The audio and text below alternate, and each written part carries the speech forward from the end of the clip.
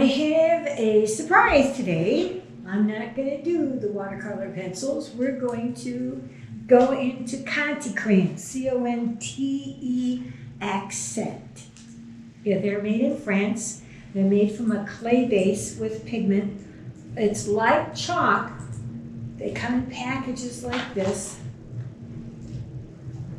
It's the ones I like are General's Kimberly. They're soft. They come in all of the natural colors. White, black, gray. There's a dark brown and a reddish brown. They're hard. They're not soft like chalk. But they get messy. So prepare yourself. Handy wipes, paper towels. Put something on the table. These you can blend with your fingers, so they're messy. So you're going to get it on you. So put something on maybe to protect yourself. I did this as a demonstration on blending.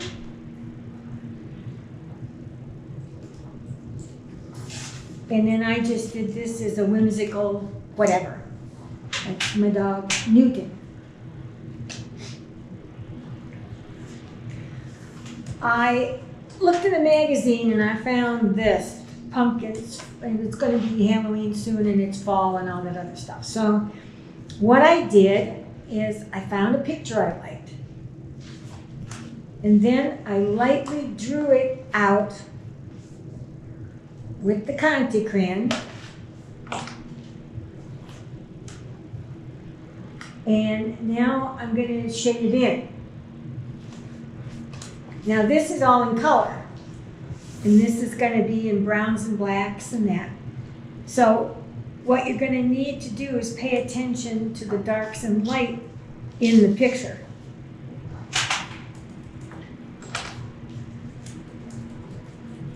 So the dark in the background.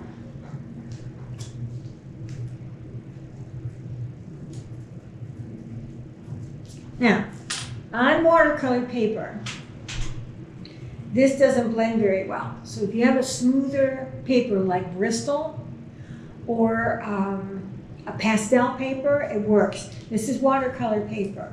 So what I have to do to move it around is to use the white. And it moves the chalk base around so I can manipulate it a little bit. I use the side as you would in chalk. It's hard, it's brittle, so you don't press very, very hard.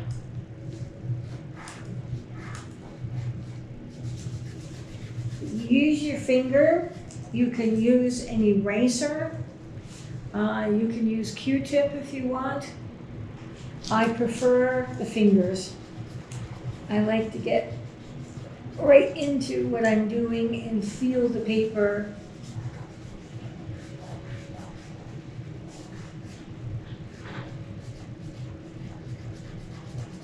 Anytime you want to blend this, you don't have a lot of color. So you have to think in terms of dark and light.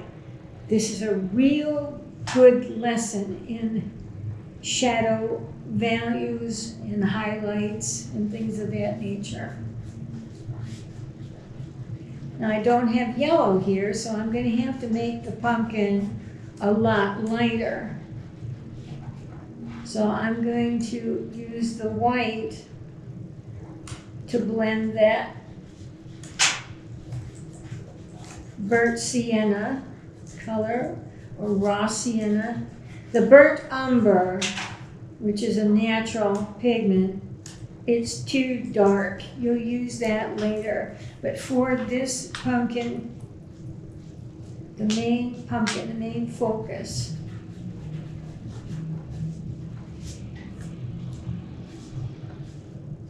I'm going to use the sienna colors. And you'll see how that works. So the burnt sienna will be where the orange is, and the yellow will be the white here. Now, if you had the conté crayons in color, you could use them in chalk, or if you wanted to use chalk and do the same technique with chalk, you can.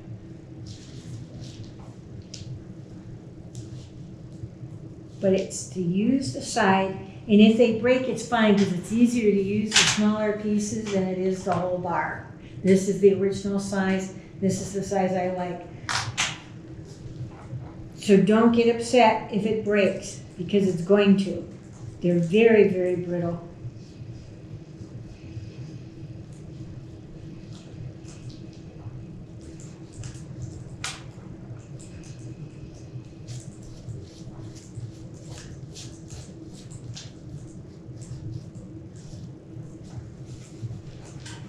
And I use my finger in circular motions because the surface of the paper has little pillows on it. When it goes through the paper press, it's the pattern that's on the plate that it goes through. And when you're doing watercolor, there's certain papers that promote really good coverage with the watercolors in that. I use watercolor paper because it is tough. I can do a lot with it. And some of the other papers will tear if you're too rough.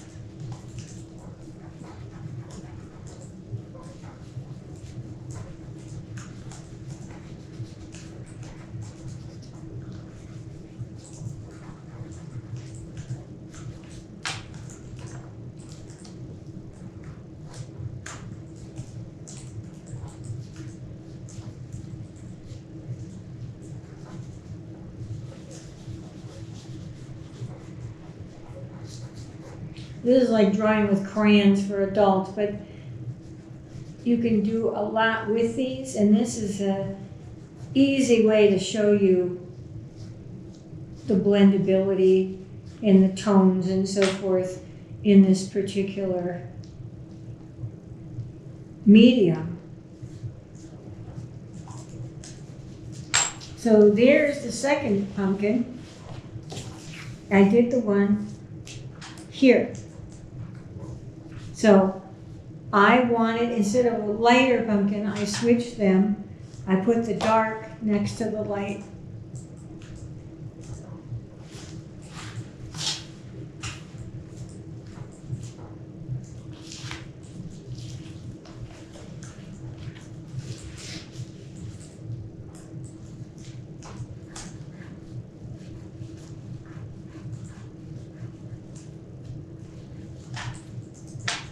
I have to get an eraser, if excuse me.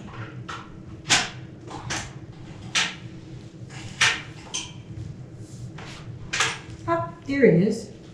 Ha! It was hiding all the time. Here we go. Okay.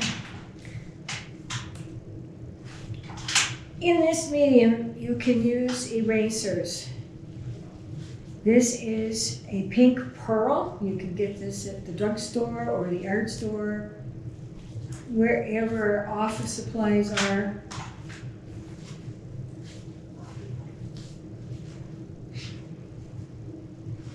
And you can highlight by taking off. Don't go back and forth because it rumples up the paper. And it also wads up the clay. So you only want to go in one direction. So if you wanted to lighten something up, also you can use this to blend.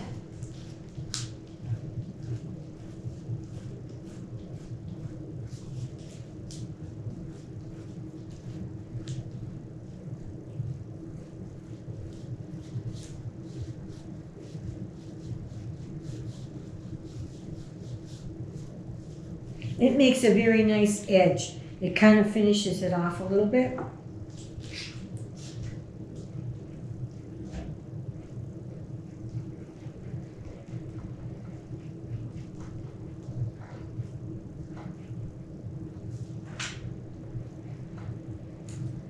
Now you can get texture by leaving white spaces,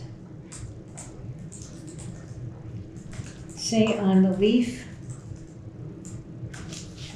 If you leave white spaces by the veins, you can get texture. You can blend it solid, or you can leave a pattern on there. And I think that turns out pretty good. And we need darker spaces in some areas to differentiate between pumpkins. And there's some berries in this picture that we can't identify. Maybe they're gooseberries, but it isn't grapes. They're tiny and they look like grapes.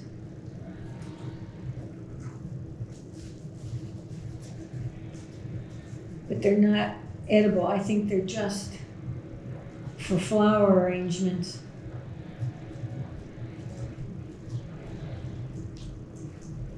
They look nice in the picture. They're kind of a yellow, pinkish orange color.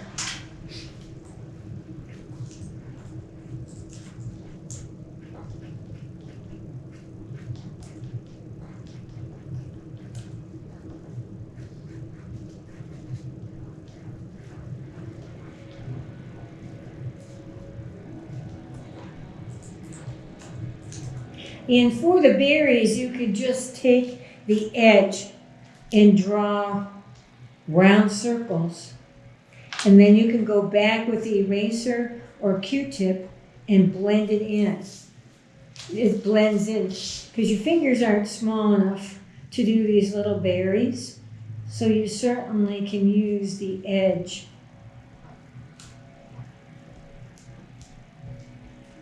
And then if you smear it a little bit, it'll fill in the background.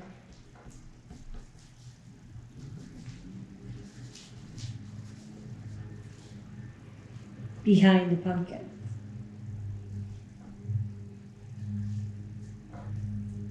This is kind of cool. I've never done this with pumpkins before. It's interesting.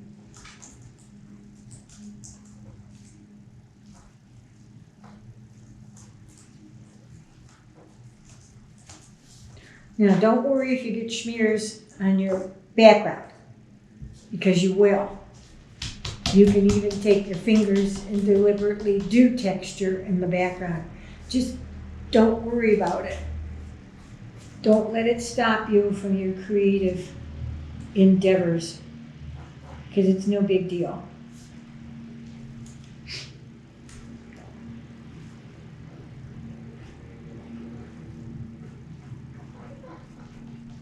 You can do the same thing if you were using black and white.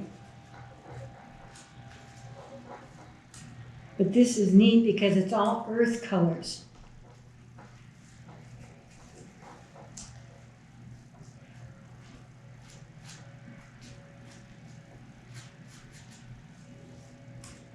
There are some artists that will only use this medium.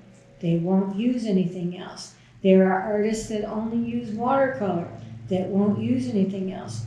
But I like to expose my students to a little bit of everything. That way you can pick and choose what you want, or you can combine things the way I do and get some amazing special effects.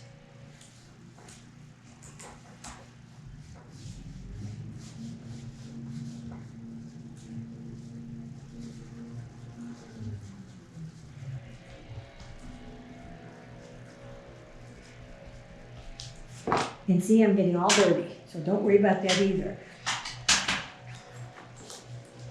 You can't help it.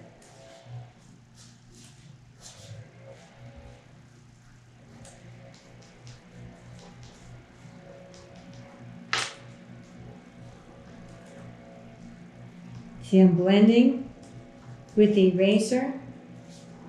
It gives a nice, smooth, velvety touch to this, especially since this little guy in the bottom is supposed to be white. So you can't have perfect white because you have shadows. But you can certainly lighten them up a bit.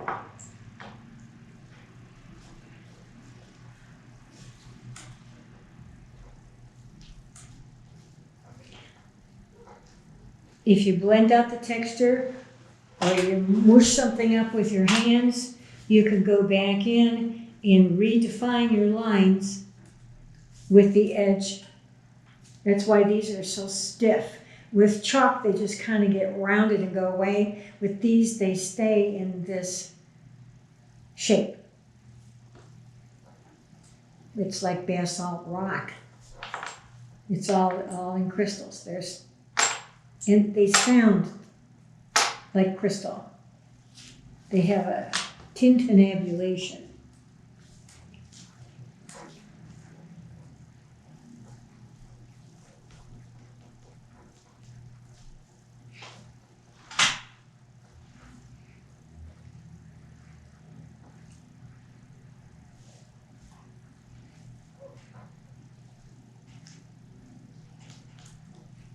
It's like working with charcoal, but then again, charcoal is a lot softer.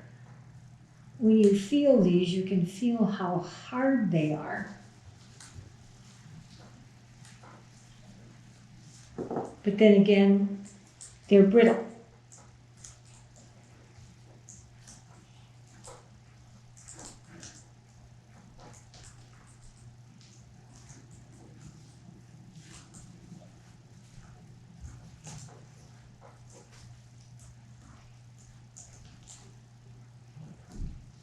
They're made under pressure, and there's clay in it.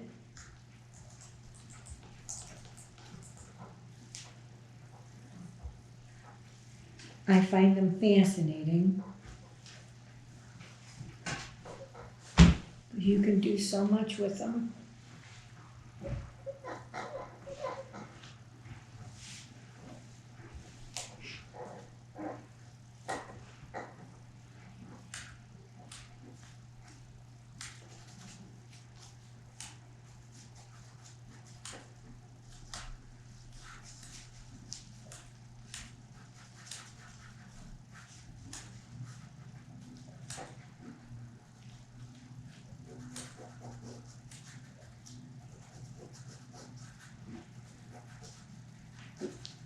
If you make a mistake, you can erase.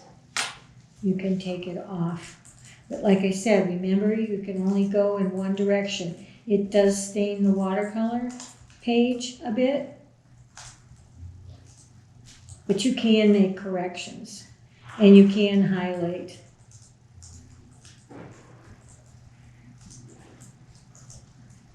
So instead of putting white on top, you can take the eraser and pull pigment off and make a white space.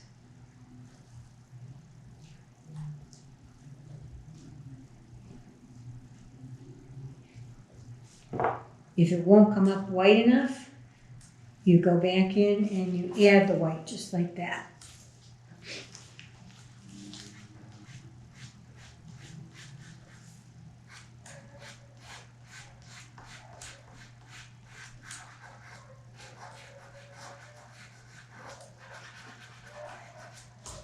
It's looking interesting. It's like nothing you've ever seen before.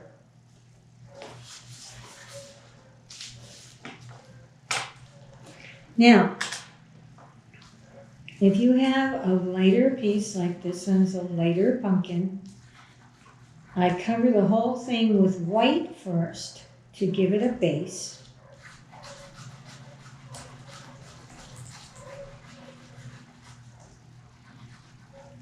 And then I can put my other color over it, and it creams it up. It gives it a milky, creamy texture.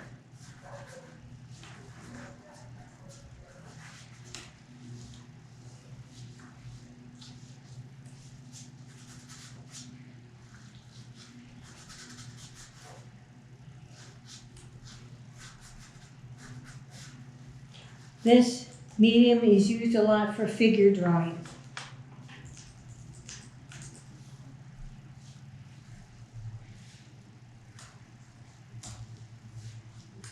You can get a lot of motion out of it.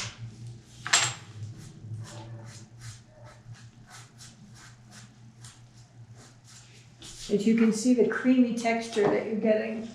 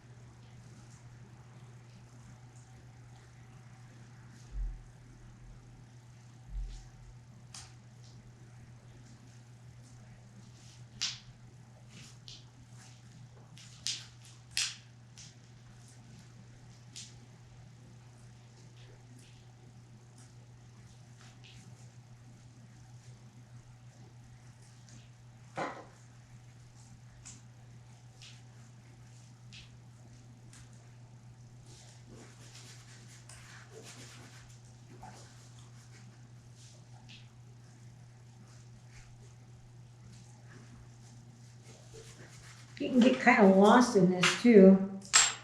If you have a dark space, a dark background, you can lighten it up with the white right over that dark.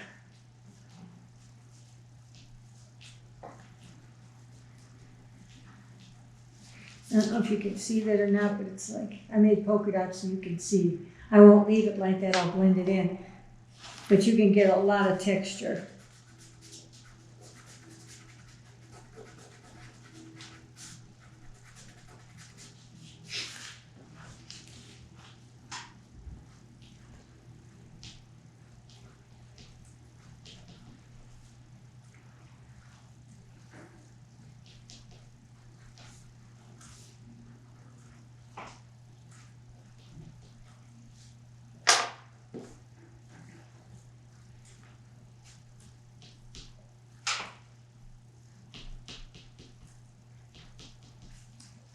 Now before I put the white down and I put the color over the white.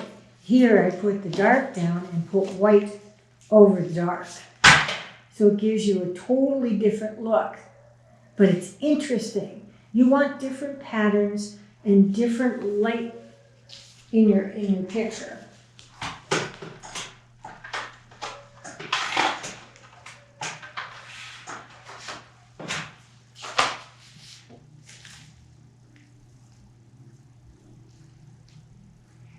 These are different colors. Different objects are different colors. And you have a limited palette to work with.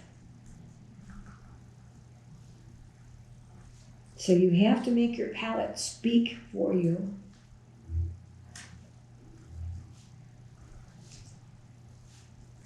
And have a lot of contrast. And have a wow factor in it.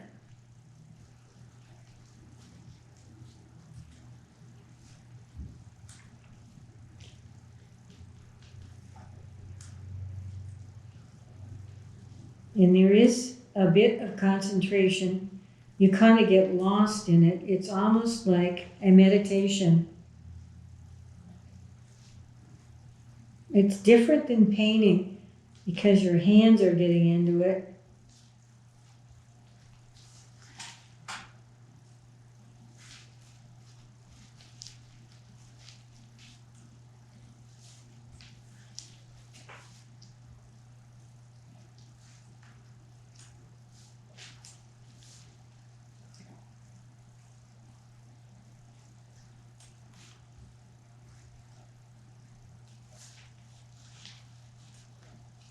You could trace a drawing on. You don't even have to be able to draw. well to do this. There's a lot of things that you can cut out, trace the outline, and then proceed with your colors. So a lot of different tricks you can use to get the outcome that you want without discouragement.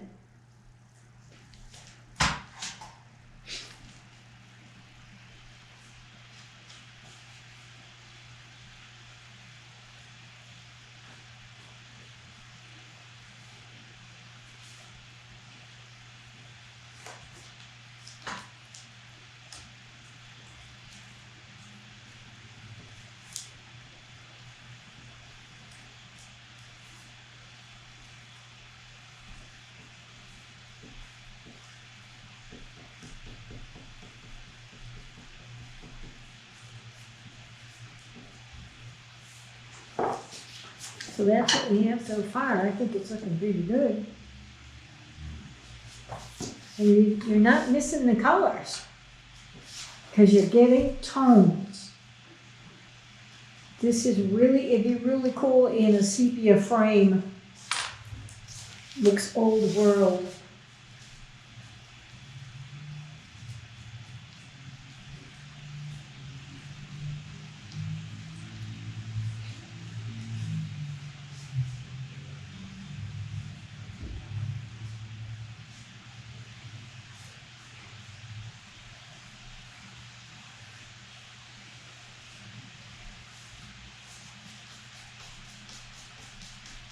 It gives you a different mindset. I'm doing pumpkins, but they're not your typical orange. I'm doing fruity berries, but they're not purple. You've got to figure out ways to tell your story differently.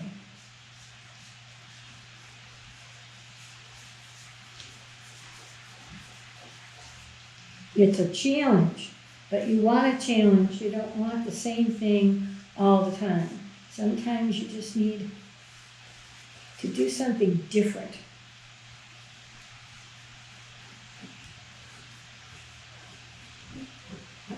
Don't stop yourself by saying, oh, I can't do that. Don't ever do that.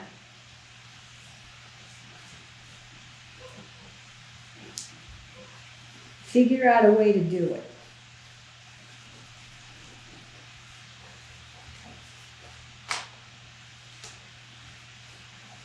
Because in the end, you're going to have a sense of accomplishment and you'll want to do more.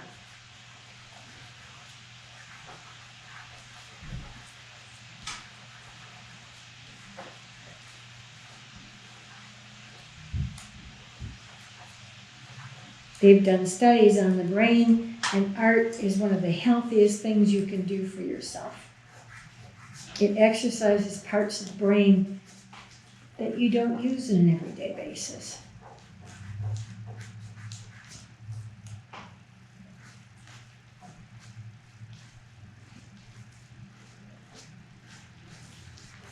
So here I use the raw sienna with the white. I got a creamier pumpkin. I put the white down over the raw sienna. You can do it either way. Now I think I've got too much white, I can put darker over it. Just like with painting, you can always go darker, you can't always go light. Except in this medium, you've got white that works. You've got white that will blend your colors in. In oil pastels, the white blends. The same with this. It's just because of the chalk dust.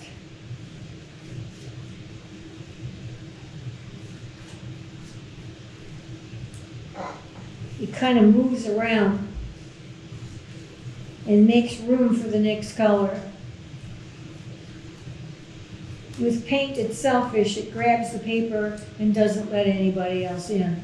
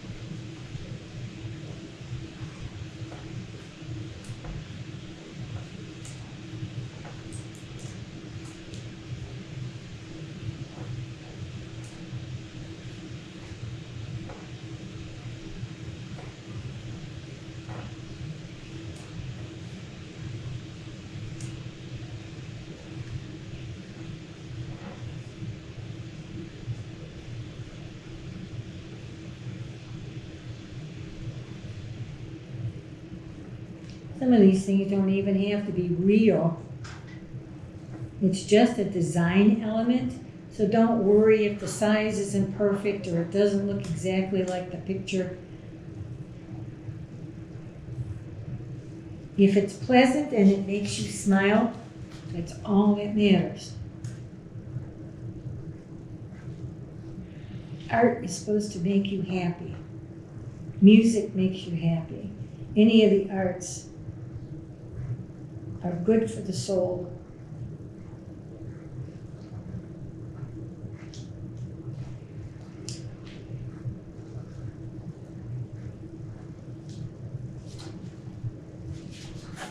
So it's coming along.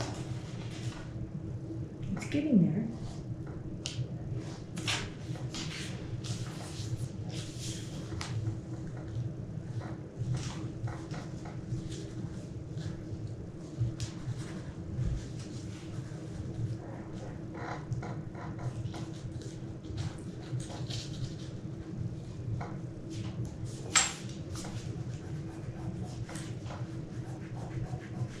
Do a lot of finger work. If your finger gets tired, they have like little rubber nibs that just stuff you can use.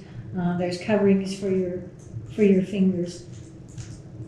If your fingers get tired, just quit. Come back tomorrow and do it. You can take a rag. You can take a cloth rag and move this around. It doesn't push it into the paper as much as your fingers do, because you have oil on your skin that moves this dust around. But like I'm doing here, filling in space, just move some of the dust around nicely.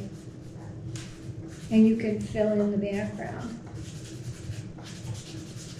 And that saves you time.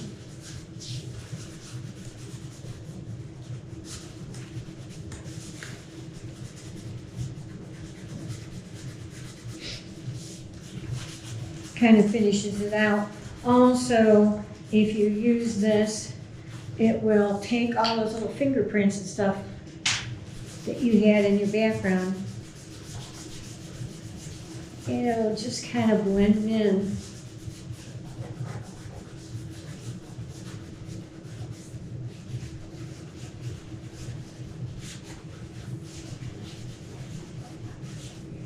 But you're doing a lot here with very little. You don't have a lot of colors. But you created different colors by blending.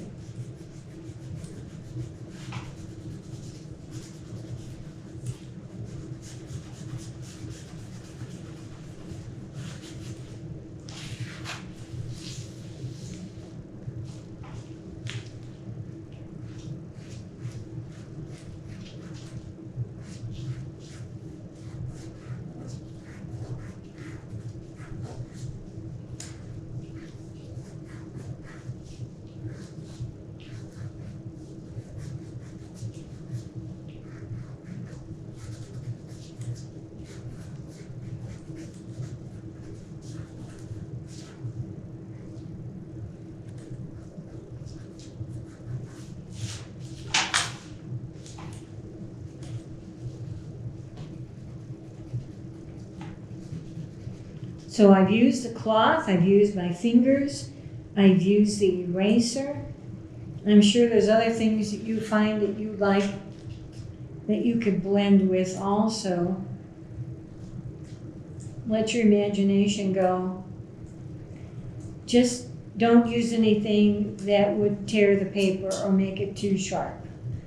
Most of the things that I use are smooth.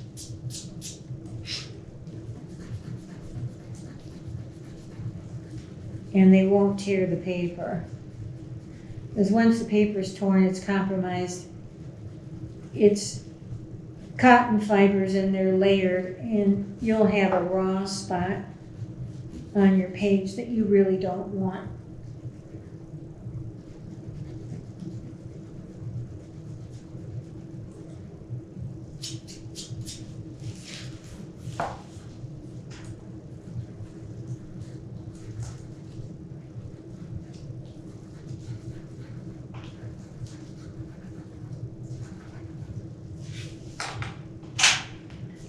This is in a cornucopia,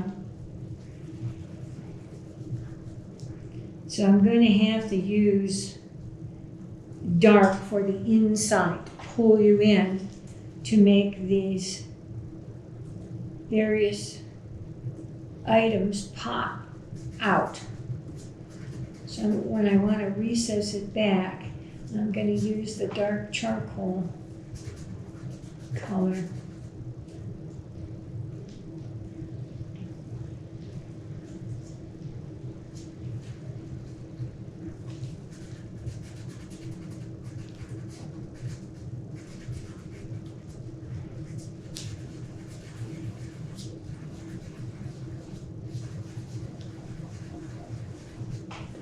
I do a lot of circular motion because of the paper. Remember I told you the paper is like pillows.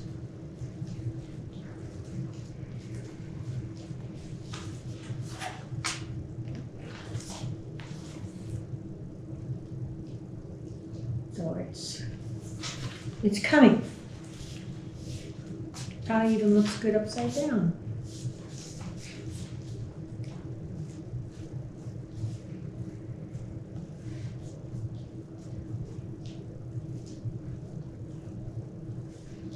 If you want highlights, you certainly can go back over with the white and put in highlights like you see in an apple. The light glints off the side of the apple.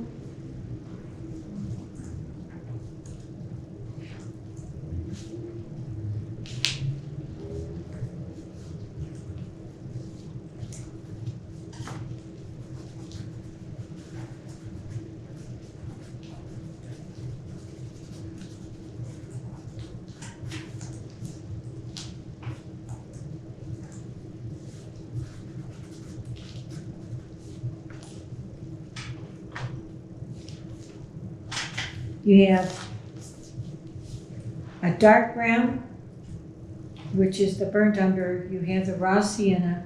You have black. You have gray, which I didn't use. I'm blending the white and the black. And you have white. So your palette is limited. And that's what comes in a little package like this, as I showed you in the beginning. I'm sure manufacturers are going to come up with a whole bunch of other different things, but if you use the basic earth colors, you can do an awful lot with it.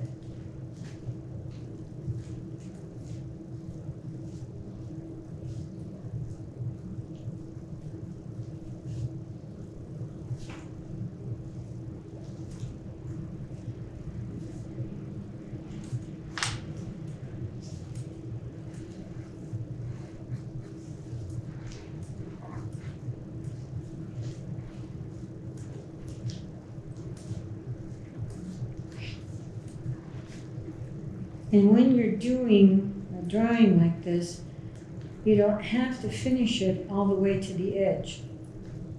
This is like a watercolor. You can just kind of fade it out to nothingness.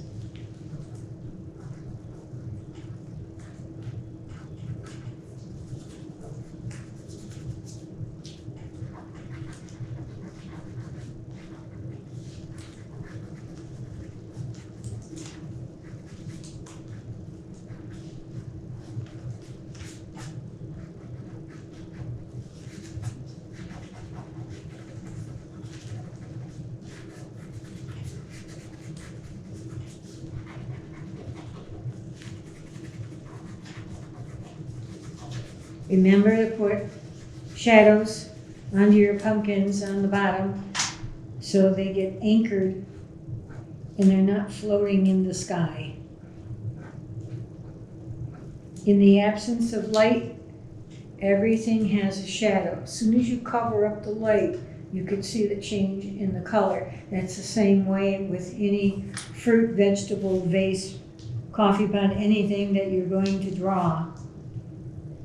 There's a shadow on it. Try it with a water glass. Put a water glass on the table and you'll see the change underneath that glass.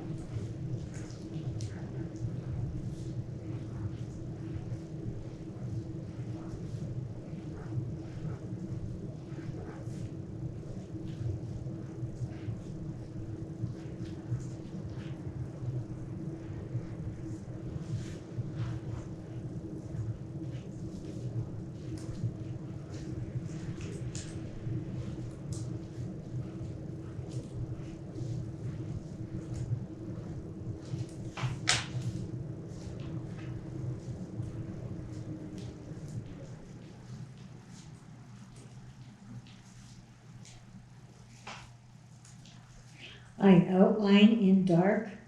I add the lighter color, the sienna, and then I blend it in with the white to cream it.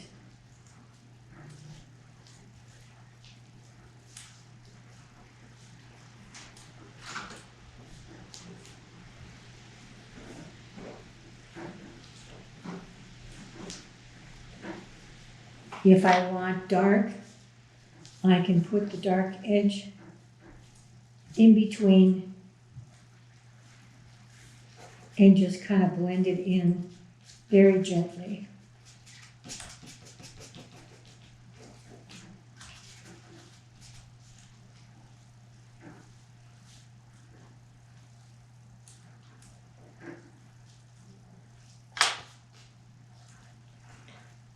This is almost done.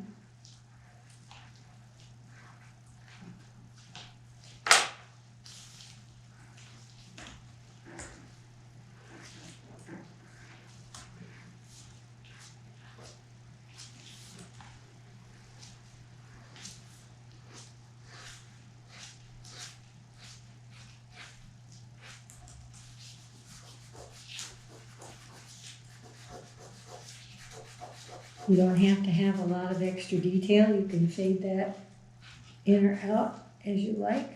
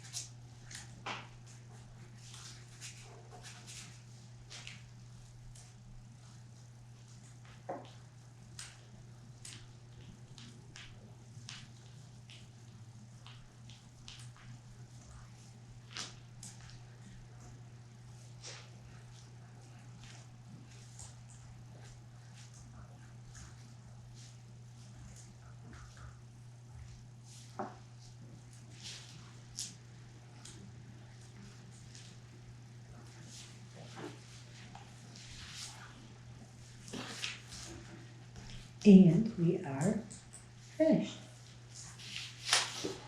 Ta-da!